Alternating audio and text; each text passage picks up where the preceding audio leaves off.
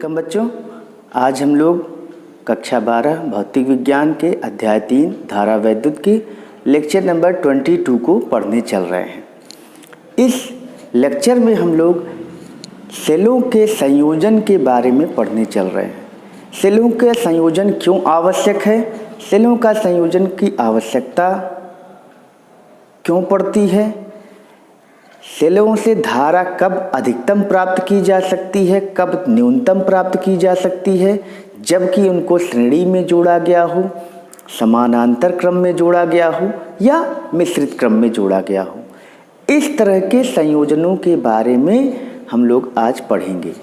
हम यह भी पढ़ेंगे कि जब दो अलग अलग विद्युत वाहक बलों की सेलों को समानांतर क्रम में जोड़ देते हैं तब उनसे प्राप्त धारा और उनका नेट विद्युत वाहक बल और उनका नेट आंतरिक प्रतिरोध क्या होता है। तो पहला टॉपिक जो हमारा यहाँ पर होगा सेलों का संयोजन में, वो है पहला जो क्रम है वो है श्रेणी क्रम संयोजन। श्रेणी क्रम संयोजन पहला जो संयोजन है वो सेलों का है, वह सीरीज कॉम्बिनेशन के नाम से जाना जाता है। तो this is your series combination of cells. कापी कलम निकाल लो, लिखना भी शुरू करना है, नोट्स बनाना है, बढ़िया से बनाना है और बहुत बढ़िया से समझना भी है, ठीक है ना। तो बहुत मज़ेदार लेक्चर होने वाला है, हम लोग इसको देखते हैं। तो बच्चों यहाँ पर हमें सेलों का संयोजन देखना है। सेलों में एक धन टर्मिनल होता है जो बड़ी लाइन से होता है, एक ऋण टर्मिनल होता है जो छोटी लाइन से होता है, ये प्लस है ये माइनस है, और यहाँ पर एक आंतरिक प्रतिरोध भी काम करता है जिसको हम इस तरह से दिखा देते हैं, ठीक है। तो this is a single cell, ये सिंगल सेल है, इसका विद्युत वाहक बल कैपिटल ई है, आंतरिक प्रतिरोध आर है, ठीक। कभी कभी इसको इस तरह से बॉक्सेज में दिखा दिया जाता है। तो एक सेल है, इसी तरह से दूसरी सेल भी उसी विद्युत वाहक बल और उसी आंतरिक प्रतिरोध की है, यानी कि यहाँ पर जो हम सेलों को ले रहे हैं वो कैसी हैं, वो एक समान प्रकार की सेलें हैं। फिर तीसरी सेल ले रहे हैं, उसका आंतरिक प्रतिरोध, यानी कि जब भी सेलों से कोई धारा ली जाएगी तो उसका आंतरिक प्रतिरोध काम करेगा ही करेगा, ठीक। इस तरह से हम मान लेते हैं कितनी सेलें जोड़ रहे हैं, n सेलें। हम मान लेते हैं कि n सेलों को हम क्या कर रहे हैं, श्रेणी क्रम में इस तरह से जोड़ रहे हैं। तो श्रेणी क्रम में सेलों को जोड़ने का तात्पर्य क्या है कि एक का धन ऋण, फिर इसका ऋण अगले के धन से, इसका ऋण अगले के धन से, इस तरह से एक के बाद एक सेलों को हम जोड़ रहे हैं। तो इस तरह से सेलों का यह श्रेणी क्रम संयोजन है। इस तरह से हम एक दो नहीं n सेलों को, अब n की संख्या 2 हो सकती है, 3 हो सकती है, मतलब मोर देन 1। अब जब इससे हमें धारा लेनी है तो निश्चित रूप से हमें यहाँ पर एक प्रतिरोध को लगाना पड़ेगा और यह प्रतिरोध हमारा होता है बाह्य प्रतिरोध कैपिटल R। तो यही हमारी चीज़ें दी गई हैं।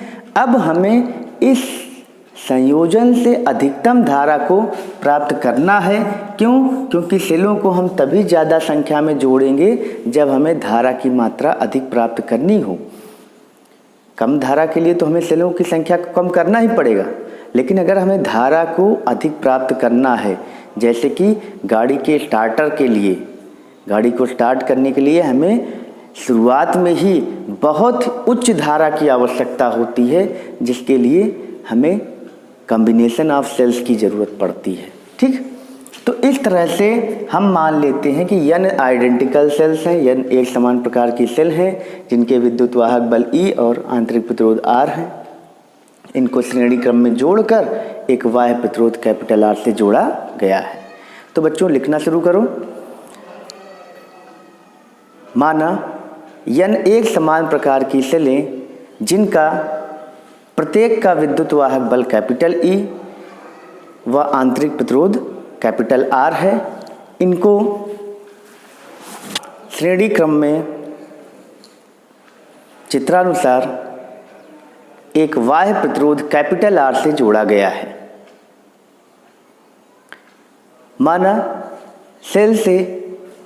माना इस संयोजन से प्राप्त धारा I है। हम मान लेते हैं कि इससे बेटा जो धारा है प्राप्त हो रही वो क्या है, I है। ठीक, तो ये इस धारा के लिए कौन जिम्मेदार होगा?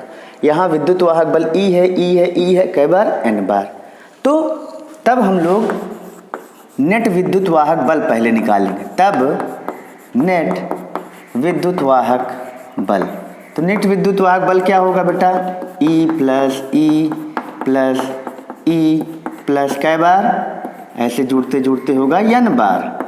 और जब N बार होगा तो 2 बार होगा तो 2E, 3 बार होगा तो 3E, 4 बार होगा 4E, N बार होगा तो ये हो जाएगा NE। तो नेट विद्युत वाहक बल क्या हो गया, NE। ठीक, अब धारा के लिए हमें नेट प्रतिरोध की भी जरूरत पड़ेगी। तो नेट प्रतिरोध क्या होगा? तो नेट प्रतिरोध के लिए पहले हमें देखना पड़ेगा, ये देखो R ये सब आंतरिक प्रतिरोध है, ये सब श्रेणी क्रम में जुड़ रहे हैं और इनके साथ ही कैपिटल R भी जुड़ रहा है। तो ये R कई बार जुड़ेगा, N बार जुड़ेगा। तो N बार जुड़ेगा तो आंतरिक प्रतिरोध, टोटल आंतरिक प्रतिरोध कितना हो जाएगा, NR।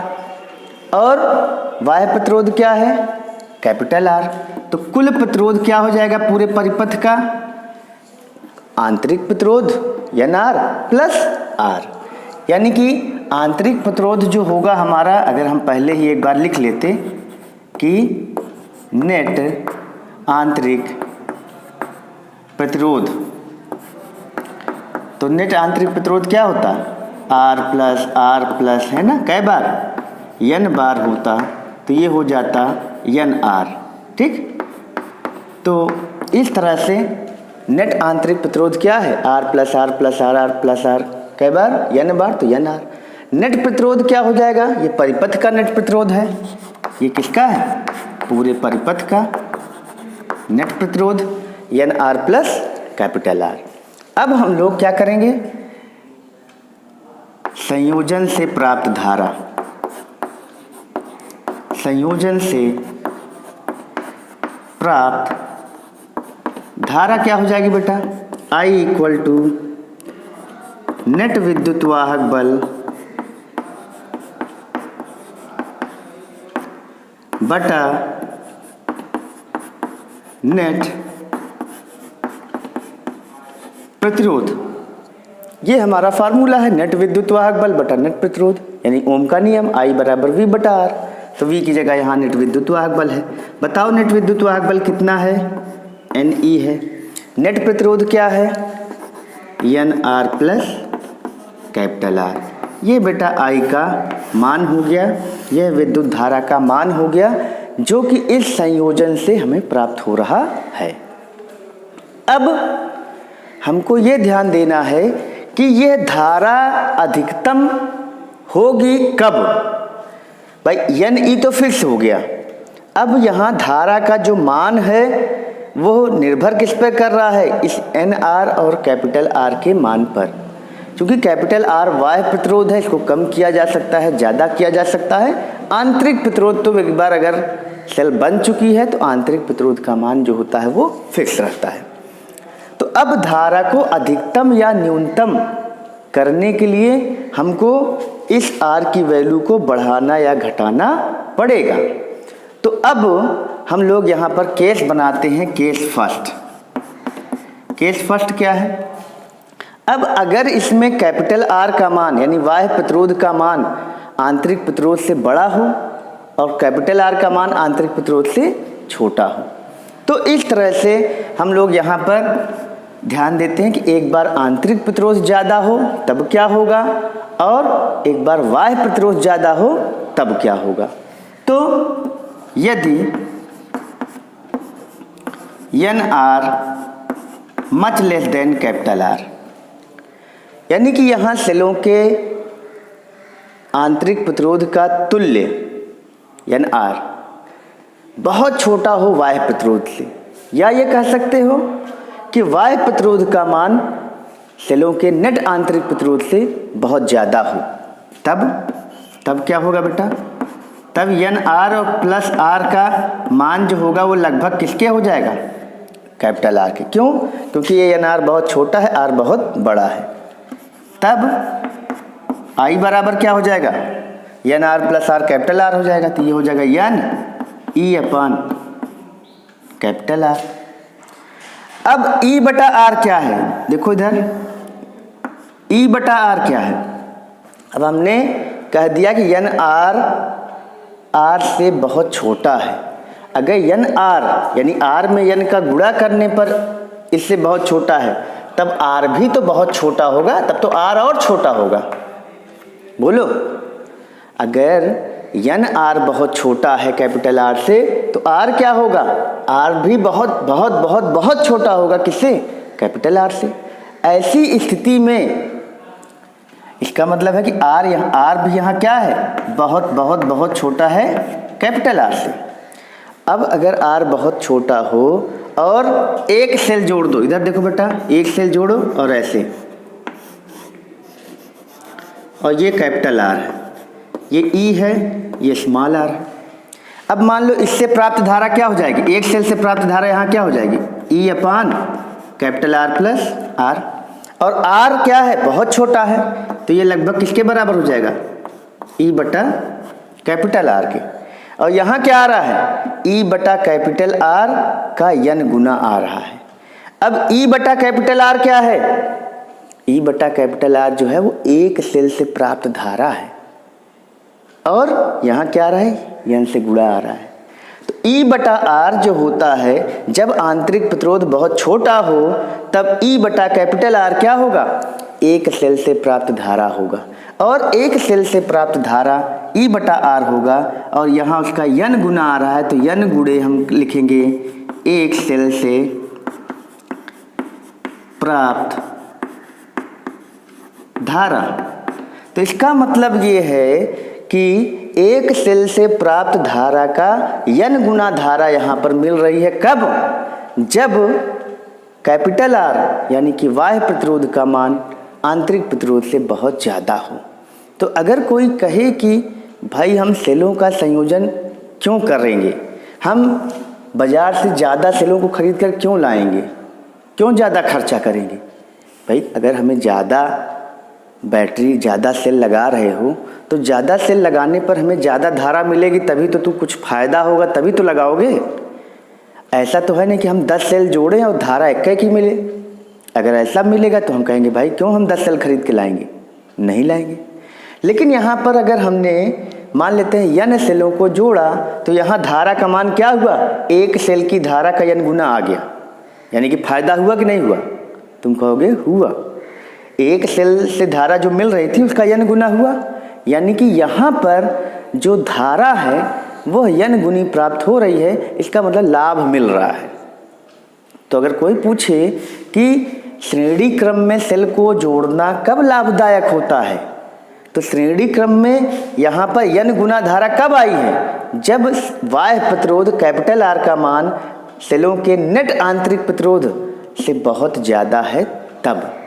तो इस तरह से हम लोग कहेंगे कि अगर बाह्य प्रतिरोध का मान सेलों के नेट आंतरिक प्रतिरोध से बहुत ज़्यादा हो, तब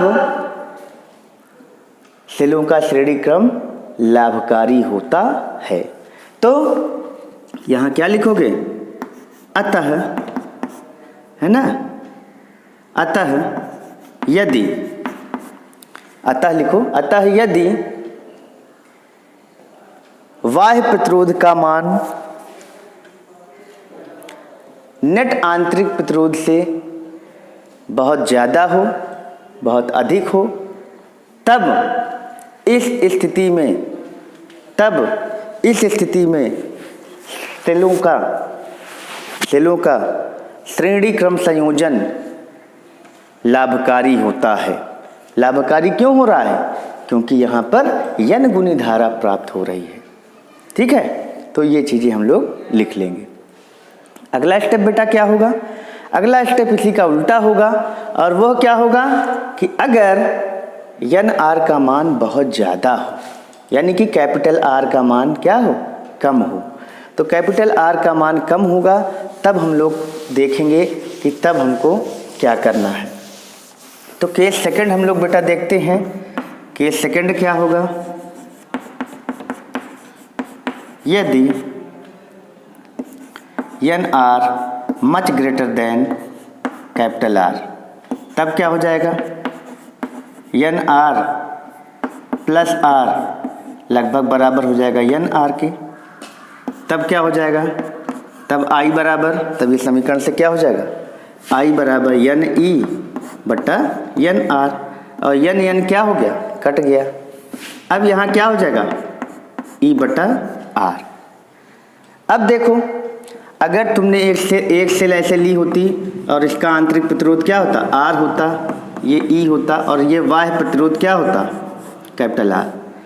तो यहाँ से अगर तुम्हें धारा निकालनी होती आई, तो आई बराबर क्या होता, ई बटा R plus capital R plus small are.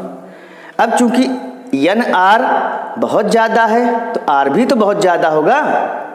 अगर एन आर कैपिटल आर से ज़्यादा है तो आर भी कैपिटल आर से बहुत ज़्यादा होगा। तो यहाँ पर भी आर स्मॉल आर जो है वो कैपिटल आर से बहुत ज़्यादा होगा, और तब ये हो जाएगा ई बटा आर। तो यहाँ कितनी सेल जोड़े हो, एक सेल जोड़े हो, और वही चीज़ तो यहाँ भी मिल रही है। यानी कि जो काम इतनी सेलों को जोड़ने पर यहाँ मिल रहा है, वही काम अकेली सेल जोड़ते तब भी मिल जाता। एन सेलों को जोड़ने पर जो हमने वैद्युत धारा का मान प्राप्त किया वो ई बटा स्मॉल आर है। यहाँ सेलों को आंतरिक प्रतिरोध, बाह्य प्रतिरोध सब जोड़ा गया, कंडीशन लगा दी गई। अगर वही एक सेल को जोड़कर तुम आर और कैपिटल आर करते, तो चूंकि आर बहुत छोटा है, बाह्य प्रतिरोध बहुत छोटा है, आंतरिक प्रतिरोध बहुत ज़्यादा है, तो ये ई बटा स्मॉल आर के बराबर आता। और ये क्या है, एक सेल से प्राप्त धारा है। तो ई बटा आर क्या है, एक सेल से प्राप्त धारा है। तो अगर एक सेल से प्राप्त धारा ही हमें मिलनी है तो हम सिंगल सेल लगाएंगे। क्यों हम ये एन सेलें लगाएंगे, क्यों 50 सेलें लगाएंगे, क्यों 100 सेलें लगाएंगे, क्यों 10 सेलें लगाएंगे।